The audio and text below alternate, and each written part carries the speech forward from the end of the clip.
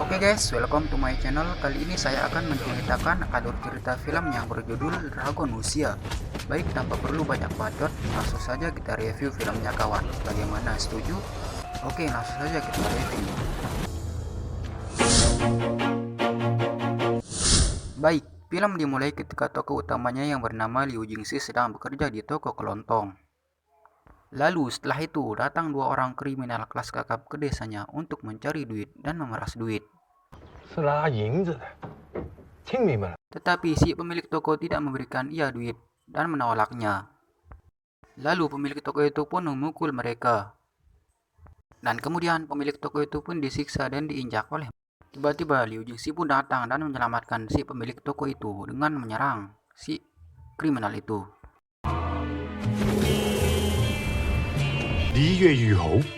Dan pertarungan pun terjadi di antara mereka semua.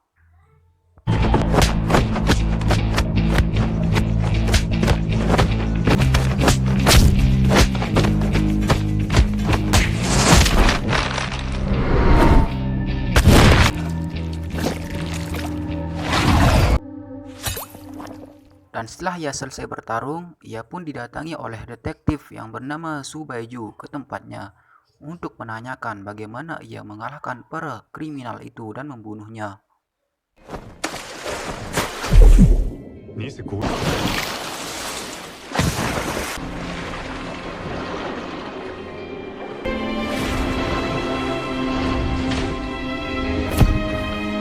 Dan setelah ia selesai bertanya kepada Liu Jingxi, Su Baiju pun pergi darinya dan meninggalkan Liu Jingxi sendirian.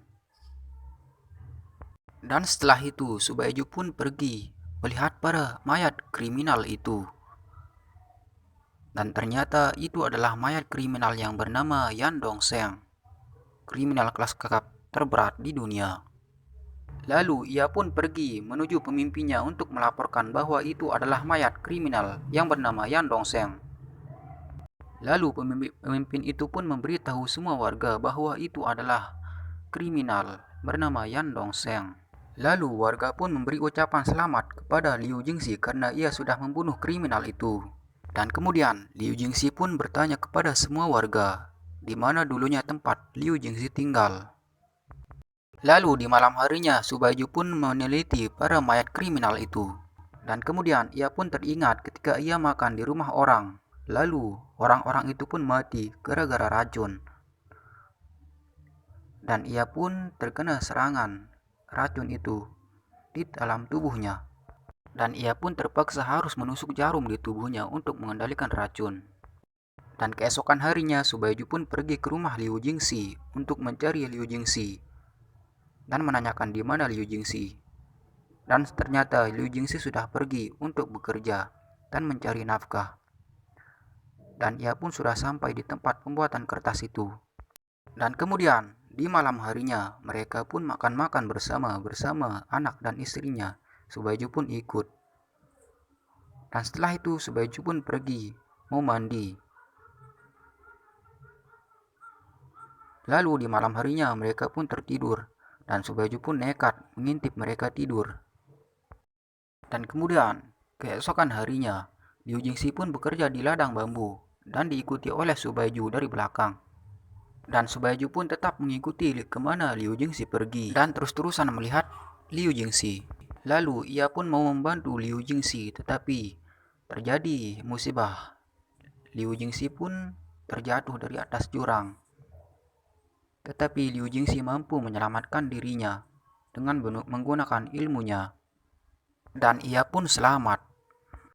Dan setelah itu ia pun pulang. Dan Su Baiju pun terus mengikutinya dari belakang. Lalu Liu Jingxi pun memeluk Su Baiju dan memberitahu Su Baiju kemana ia harus pulang. Dan mereka pun berpisah. Dan Su Baiju pun pergi lari ketakutan karena ia sendirian. Dan kemudian di tempat lain, ayah Liu Jingxi sedang memarahi orang dan memukul orang hingga orang itu pun mati dan jatuh. Lalu ayah Liu Jingxi pun marah-marah ingin membunuh Liu Jingxi. Dan kemudian keesokan harinya muncul sekelompok geng berkuda membakar rumah-rumah warga. Lalu pasukan berkuda itu pun berlari ke atas atap untuk menghancurkan upacara pada Liu Jingxi. Dan kemudian Liu Jingxi pun didatangi oleh perempuan, lalu menamparnya dan menendangnya. Lalu ia pun diinjak oleh perempuan itu.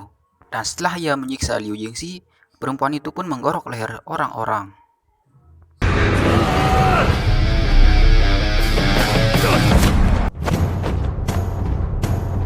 Dan pertarungan pun terjadi di antara mereka semua.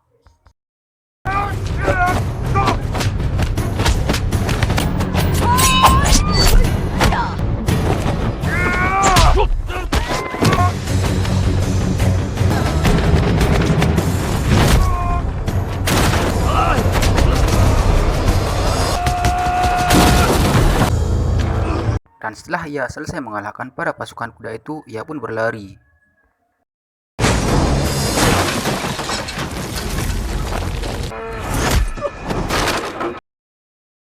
Dan pertarungan kedua pun terjadi di antara mereka.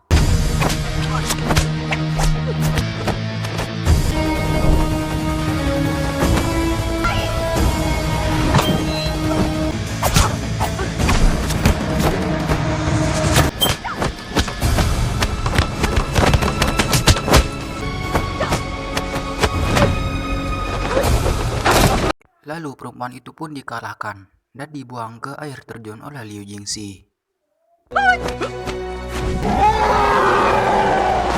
Dan setelah itu ia pun dibuang oleh Liu Jingxi dari atas air terjun itu.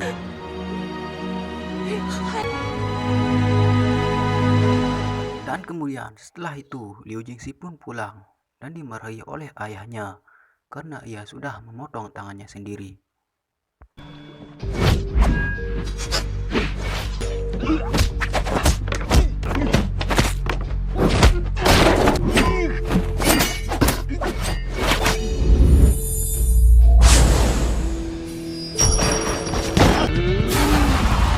Dan pertarungan pun semakin brutal.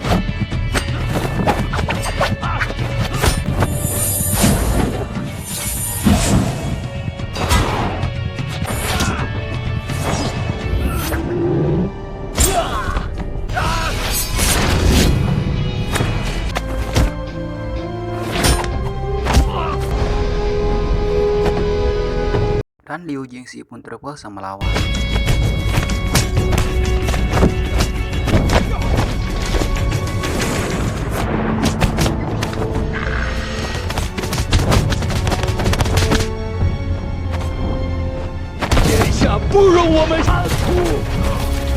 Dan Liu Jingxi pun semakin tak berdaya olehnya.